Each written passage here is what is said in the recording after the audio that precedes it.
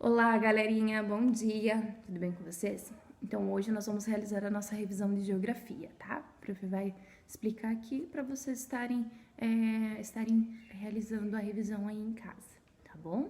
Então, vamos lá. Em geografia, no nosso livro do primeiro módulo, não esqueçam que é do livro do primeiro módulo. Nós falamos sobre o planeta Terra, sobre o movimento de rotação e translação, falamos sobre os meridianos, falamos também sobre os satélites, falamos sobre os continentes, né? Então vamos dar uma relembrada lá, certo? Primeira parte, falamos sobre que o planeta Terra, né? O nosso planeta Terra é um globo, né? É uma forma esférica. Ela possui a sua superfície composta de duas coisas, que são águas e terras, né? Que são distribuídas em águas, são distribuídas por oceanos e mares, e terras são por continentes. Então, lembre-se lá na pergunta. Como são distribuídas as superfícies da Terra, né? Como são chamados? Então, são chamados de águas, né? Oceanos e mares, e terras, continentes e ilhas, tá bom? Pergunta também o que é o movimento de rotação, né? Qual é o movimento de rotação, né? É aquele movimento que a Terra acontece no nosso planeta Terra. Então, o movimento de rotação é quando a Terra gira em torno de si mesma, ou seja, torna-se o seu próprio eixo, certo? De modo semelhante de um peão. Então, o peão ele fica rodando em si mesmo, né? No movimento de rotação é isso que acontece com o planeta Terra. Ele gira em torno de si mesmo, né? E ela dá origem aos dias e às noites. Então, o movimento de rotação são os dias e as noites, certo? A translação, o movimento de translação é a Terra gira em torno do Sol, né? Ela já não vai demorar menos tempo, demora muito mais anos, né? E a Terra gira em torno do Sol.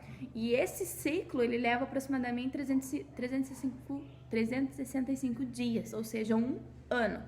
Enquanto o movimento de rotação, ele dá a origem aos dias e às noites, que são um dia em que a Terra vai girar em torno de si mesma. O movimento de translação, a Terra vai girar em torno do Sol e e até ela completar esse giro completo, né, em torno do Sol, ela vai levar 365 dias, tá bom? Depois, pergunta-se quais são as estações do ano. Aqui no Brasil nós temos, né, principalmente Curitiba, as 4 estações do ano são bem definidas em alguns momentos, mas em alguns locais, né, do Brasil elas são bem definidas, mas aqui em Curitiba não. Podem perceber que às vezes a gente tem frio, tem calor, tem chuva, tem uma misturança de estações em um único dia. Mas quais são as estações do ano? Primavera, verão, outono e inverno são as 4 estações do ano. Primavera, lá, a estação das flores e frutos. O outono também, onde as plantas perdem suas folhas e para iniciar um novo ciclo. Inverno, o frio. E o verão é a época que a gente ama, né? Que é o calor. Que a gente aproveita para tomar muito sorvete e ir pra praia, né? Então vamos lá, galerinha. Também vamos falar um pouquinho sobre os meridianos e os paralelos, né? Antes disso, vamos falar um pouquinho sobre os satélites. Falamos também no primeiro módulo sobre os satélites, né? Os satélites são aqueles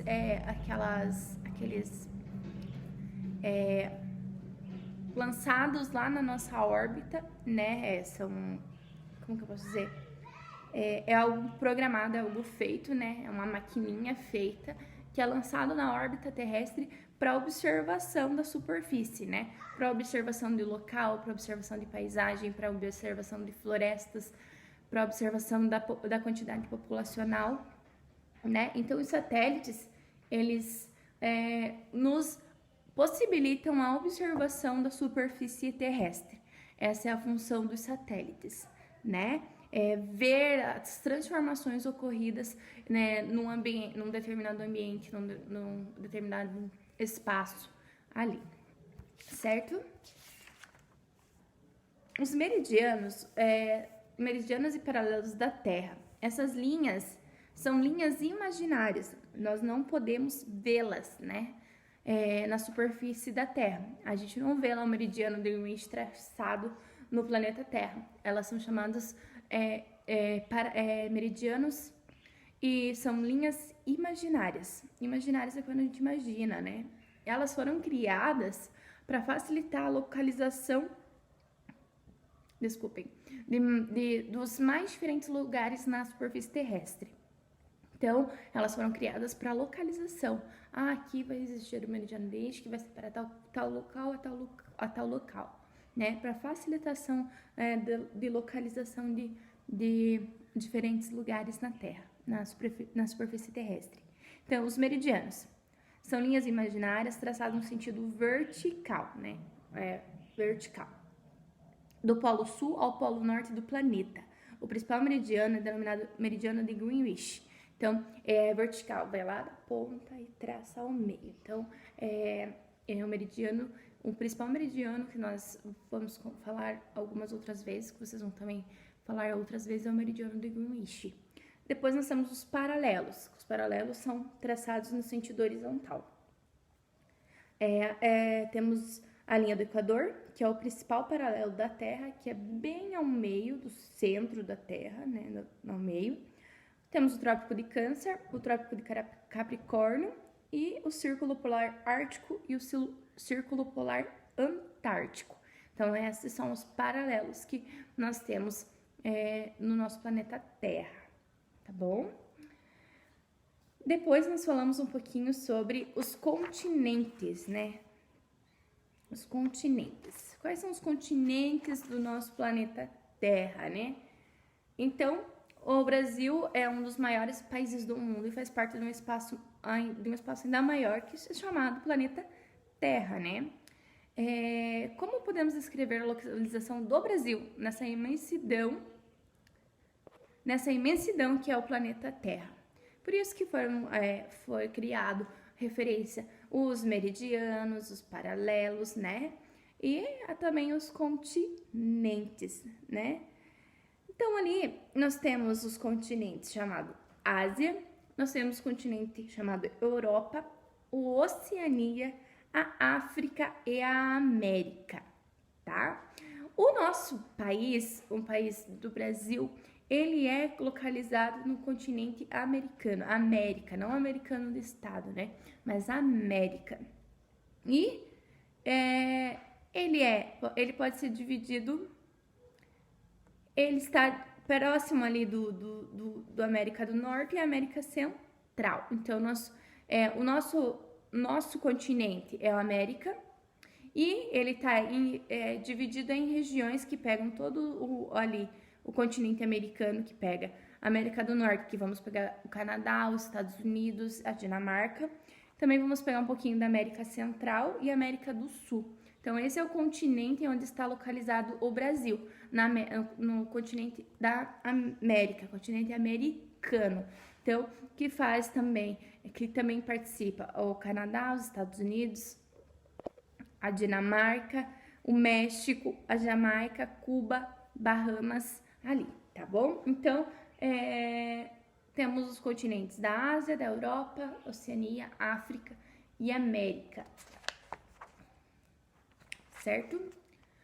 Quantos estados existem no Brasil? Quantos estados nós temos no nosso país, né? Nós temos quantos estados? Vocês lembram que a gente fez já uma atividadezinha? Então, nós temos quantos estados, né? Nós temos 26 estados, né? No nosso país, né? Sendo o Distrito Federal, né? 27, mas não falamos com o Distrito Federal, falamos 26 estados ou unidades de federação e um Distrito Federal, né? Então, o Distrito Federal ali em Brasília, tá? Essa organização que nós falamos é chamada divisão política, tá? O Distrito Federal foi criado para abrigar Brasília. Então, Brasília já é a capital do Brasil. Por isso que falamos que O Distrito Federal é uma divisão política, não um estado. Então, são 26 estados e o Distrito Federal, tá bom? Em qual continente está localizado o nosso país, né? A prof já falou, está localizado no continente americano, né? Na América. E o que são pontos extremos, né? Os pontos extremos, falamos lá sobre pontos extremos, são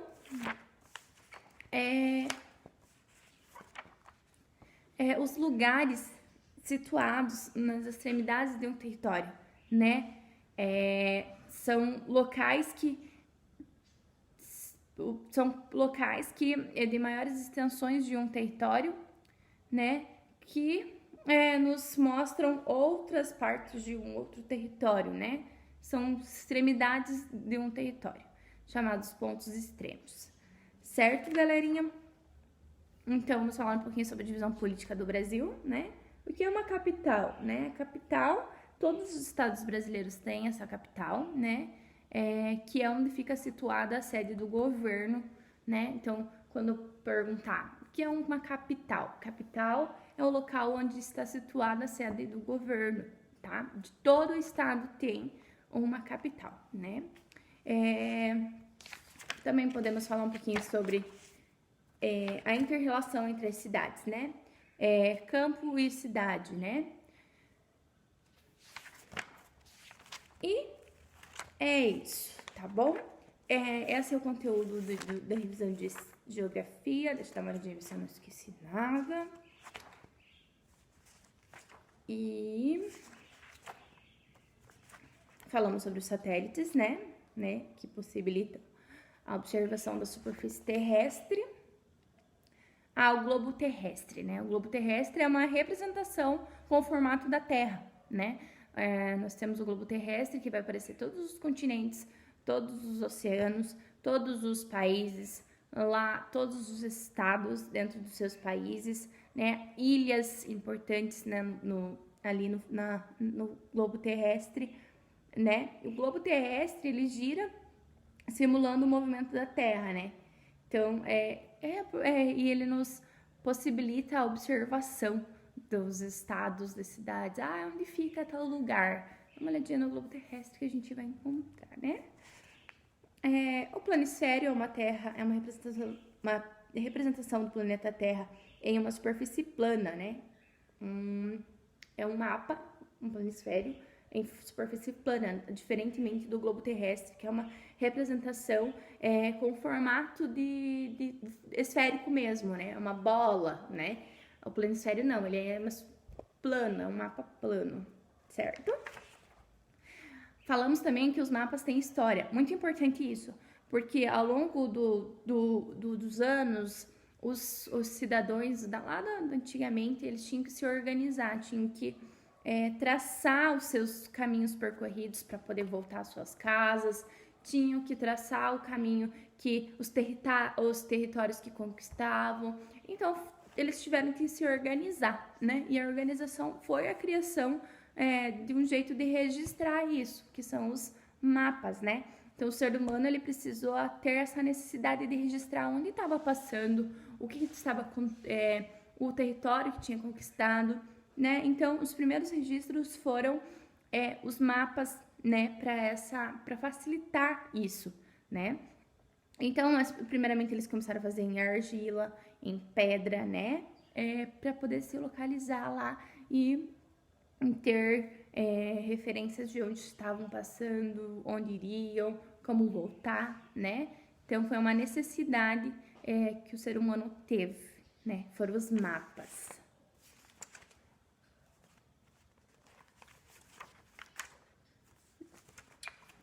E por hoje, na revisão de geografia é isso, galerinha. Tá bem tranquilo.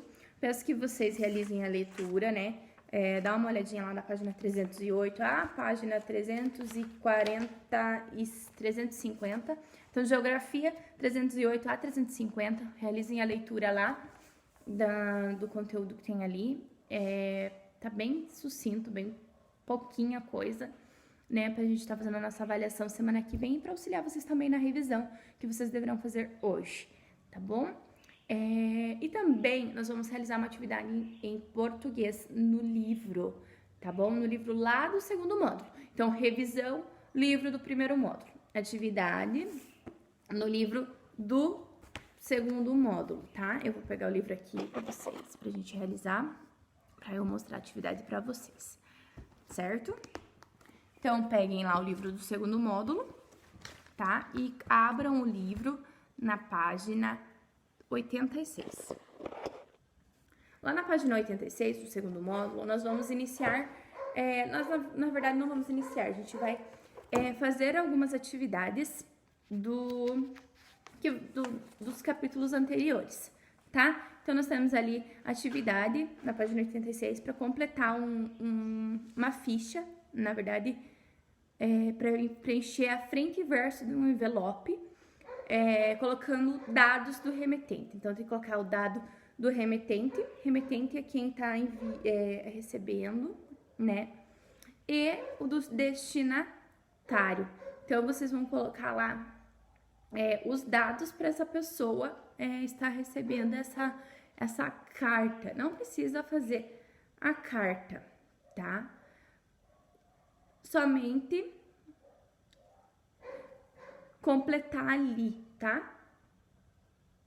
Então o remetente é o que vai enviar a mensagem,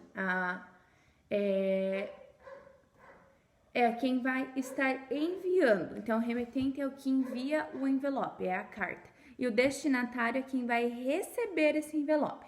Então, lá no remetente, vocês vão colocar o nome da pessoa que está enviando, o endereço e o CEP, né? E no destinatário, vocês vão colocar o CEP, né? Inventem um selo, né? Podem pintar, desenhar um selo e coloquem lá o nome da rua, número, apartamento, o nome do estado.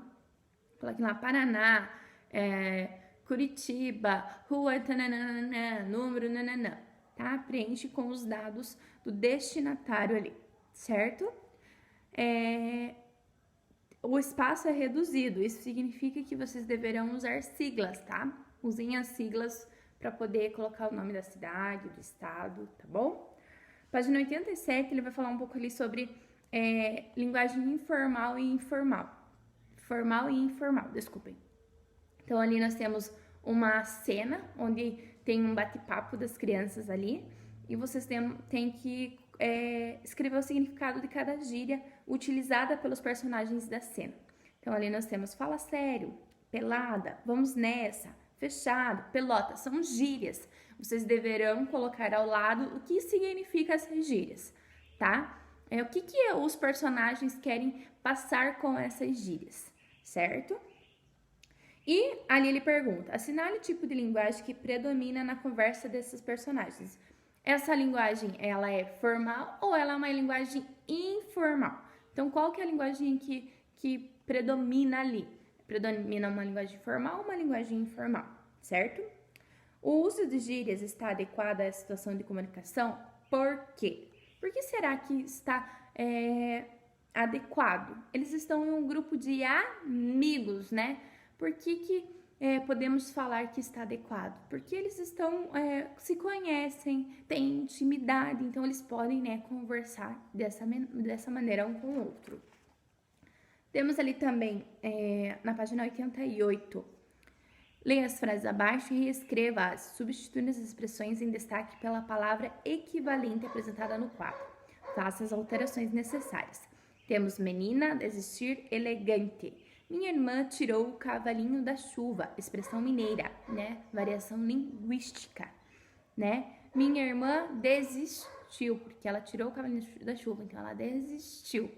Vamos ali lembrar um pouquinho das variações linguísticas, tá?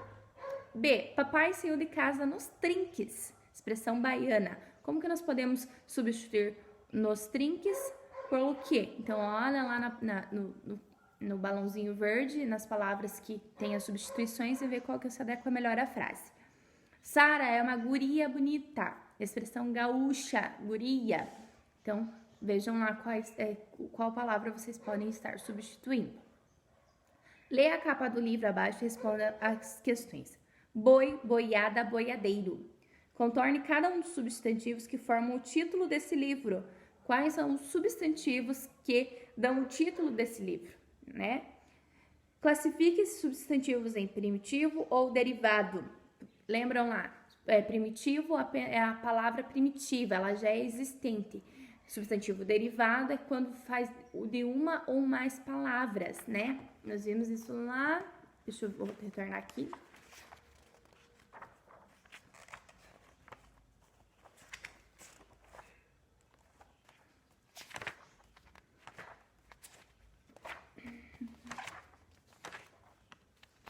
Certo? Então, palavras primitivas, ela é uma palavra já existente.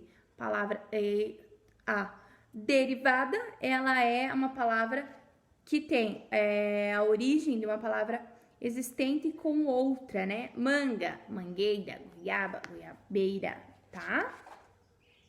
Substantivos simples são formados apenas por uma palavra. Os compostos são formados por duas ou mais, né? 5. Relacione as palavras das duas colunas e forme 4 substantivos compostos. Escreva-os nas linhas abaixo. Então, substantivos compostos são aqueles formados por uma ou mais palavras, né? Formado por duas ou mais palavras. Então, nós temos cachorro, erva, recém, falante, quente, nascido e doce. Então, utilize palavras da primeira coluna e da segunda coluna para formar um substantivo composto, que é uma palavra com uma ou duas palavras, tá? Temos ali recém-nascido, né? Temos ali, o resto vou deixar para vocês. Temos um poema, tá? Que é para observar as formas verbais. E na página 90 também tem para observar as formas verbais, tá? Na última pergunta, na D, o humor dessa tirinha se encontra nos 2 últimos quadrinhos. Por que a previsão do porco para quando crescer é engraçada? Então, ali é uma resposta pessoal. Então, na página 89, nós temos a 6 e a 7, que é formas verbais. E na letra D, vocês têm que responder com uma resposta pessoal. Tá bom, galerinha? Por hoje é só, tá? Assim que vocês terminarem as revisões de vocês, enviem para a Prof. Amanda no particular, tá bom? Para que eu possa corrigir, certo? Por hoje é só. Até mais!